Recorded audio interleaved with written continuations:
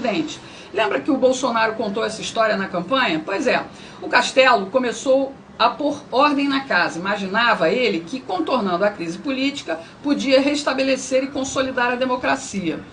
Castelo fez um grande favor ao país quando determinou que só podiam existir dois partidos, Arena, Aliança Renovadora Nacional, e MDB, Movimento Democrático Brasileiro. Não tinha fundo partidário, não tinha fundo eleitoral, tá legal, pessoal? Castelo Branco fez reformas econômicas e tributárias, mas os comunistas estavam revoltados e explodiram uma bomba no aeroporto dos Guararapes, em Recife. Eles queriam matar o general Costa e Silva, que Castelo escolheu como sucessor.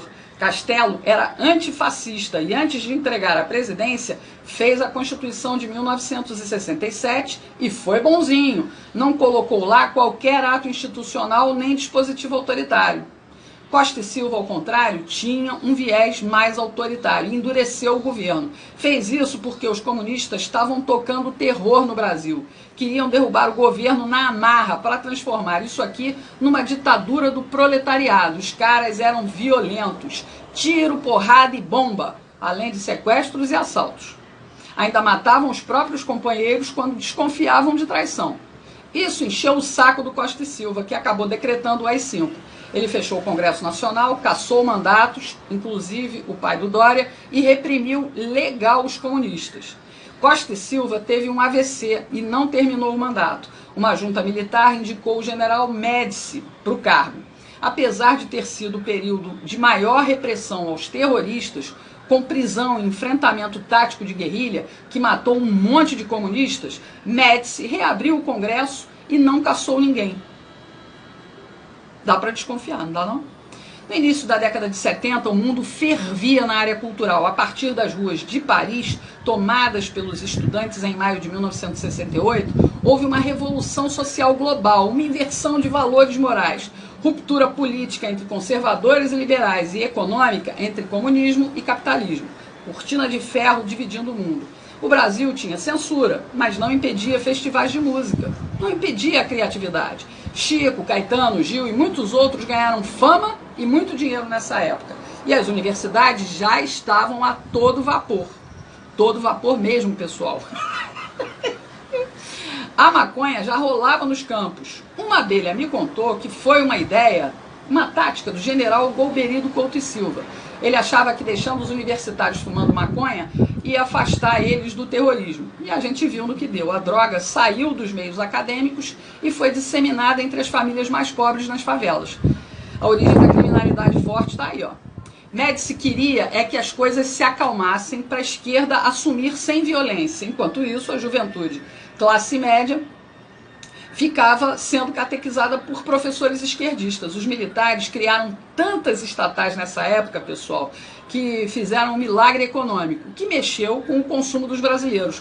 Muita gente comprou, então, TV, geladeira, carro e até casa própria, através do BNH, Banco Nacional de Habitação. Minha Casa Minha Vida, pessoal, perto dos imóveis de antigamente, é tudo barraco, da pior espécie, é tapera. O Médici levou fama de carrasco porque a comunistada estava no exílio e não suportava ver o desenvolvimento do país, ainda que fosse sob controle estatal.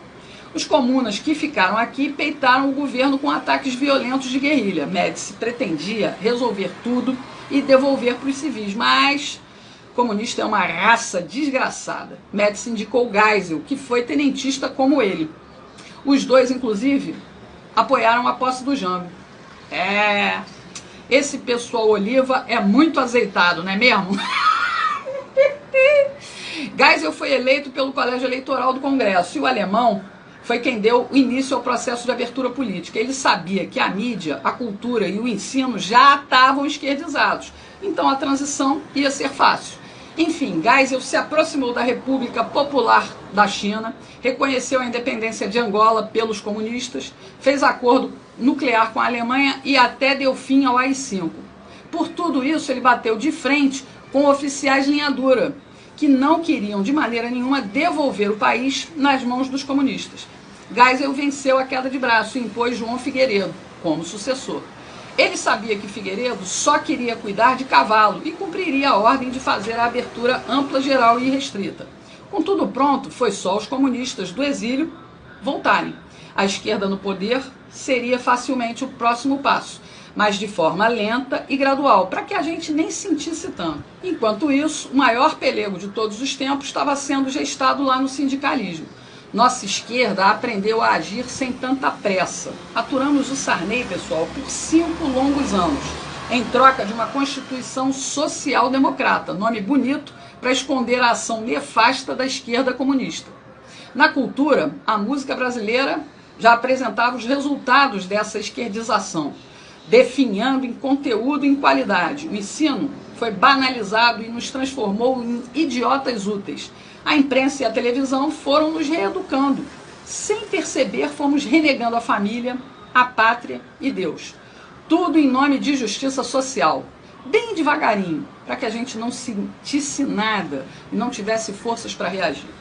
Mensagens progressistas para moldar um novo Brasil. Politicamente correto. Tivemos um soluço com a eleição do Collor, mas o sistema estava dominado e o corrupto egoísta dançou. Surgiram os cara-pintadas manipulados pela minissérie Anos Rebeldes da Rede Globo, lembra? O Plano Real colocou dinheiro no bolso da sociedade e estendeu o tapete vermelho para a social-democracia. Elegemos Fernando Henrique, o sociólogo, filho de um tenentista. Ele abriu o caminho para o analfabeto sindicalista bem adestrado pelo socialismo. Lula instaurou a supremacia da estrela vermelha, onde empresários corruptos alimentavam políticos corruptos. Políticas populistas fecharam os olhos do proletariado. O governo finalmente dita regras sociais sem qualquer contestação. De novo, a política personalista em ação. Hoje, na música popular, Marcelo D2, Anitta, Ludmilla estimulam o consumo de drogas. A ideologia de gênero é cantada em prosa e verso pelo desafinado Pablo Vittar. Lixo cultural. A gente engole isso toda hora. Começamos a dar sinais de reação quando votamos em Jair Bolsonaro para a presidência da República. Mas o estrago da ideologização política, pessoal, continua atrapalhando. E não permitiu o serviço de limpeza completo. Continuamos errando nas urnas. Mantivemos um monte de comunistas, socialistas, progressistas e liberais, tudo junto e misturado lá no Congresso. Gleisi Hoffmann, Maria do Rosário, Paulo Pimenta, Ranolfo Rodrigues, o cuequeiro José Guimarães, Cid Gomes, Marcelo Freixo, Tabata Amaral, o namorado da Fátima Bernardes, o João Campos, filho do Eduardo Campos, o Kim Kataguiri do MBL, a tal da Talíria Petroni e muitos outros, muitos outros.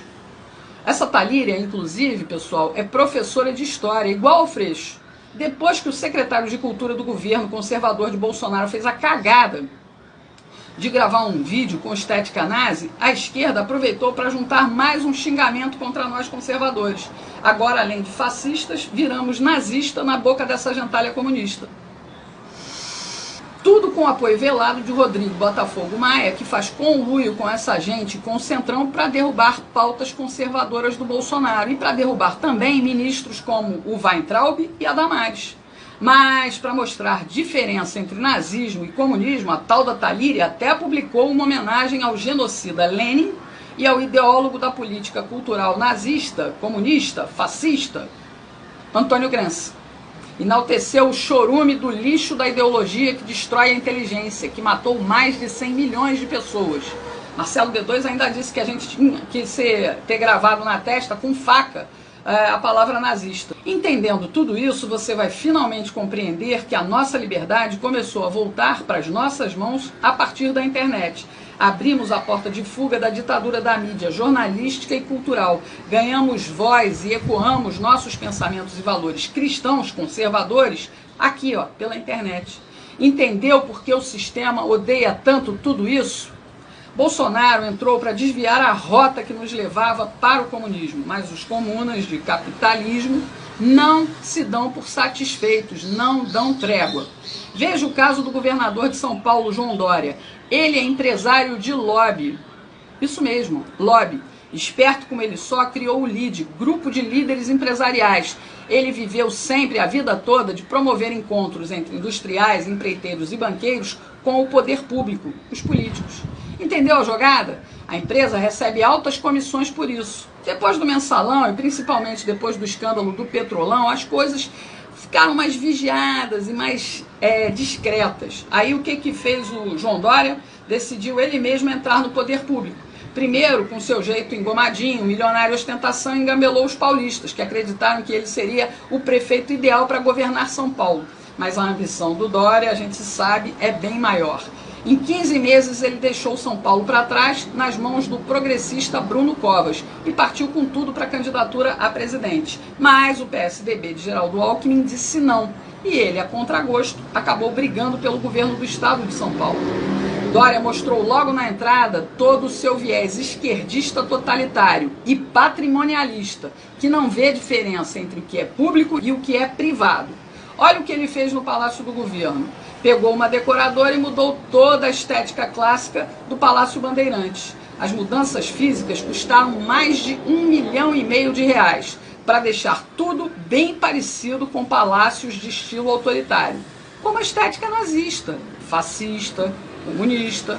Basta comparar essas fotos disponíveis na internet. Mas Dória e Alckmin, Alckmin e Dória são iguais, representam o mesmo tipo de política nefasta, só que Dória vai numa velocidade destrutiva muito mais rápida. Tudo pela fixação, pelo poder da presidência da República, é lá que ele quer estar. Tanto que loteou o governo de São Paulo para fazer uma grande base e vai continuar costurando alianças, seja com quem for, com Botafogo Maia, com Amoedo ou Luciano Huck. Dória não tem limites, pessoal. Rodrigo Maia também não, viu, pessoal? Ele flerta até com Ciro Gomes, tudo porque ele quer chegar na vice-presidência. Eles só querem uma coisa: poder. E isso bota a mão deles no cofre do governo federal.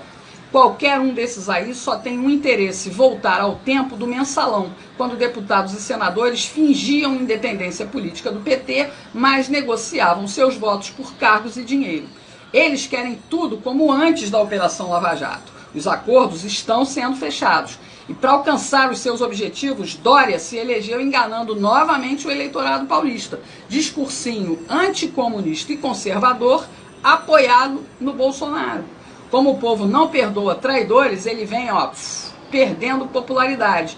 E agora está usando mais dinheiro público para tentar ocupar o Palácio do Planalto. Pegou R$20 milhões para modernizar as rádios de São Paulo. Isso mesmo, dinheiro do povo.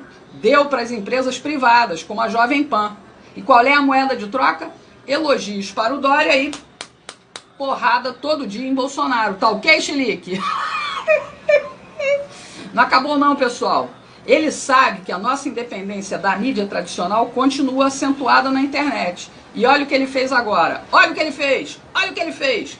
Pegou mais 15 milhões do dinheiro público para contratar uma empresa de vigilância da internet. Dória quer saber o que falam dele 24 horas por dia, 7 dias por semana, e quer fichar os seus detratores, saber quem age contra o seu projeto de poder rumo a Brasília. Quer tirar a gente do caminho dele.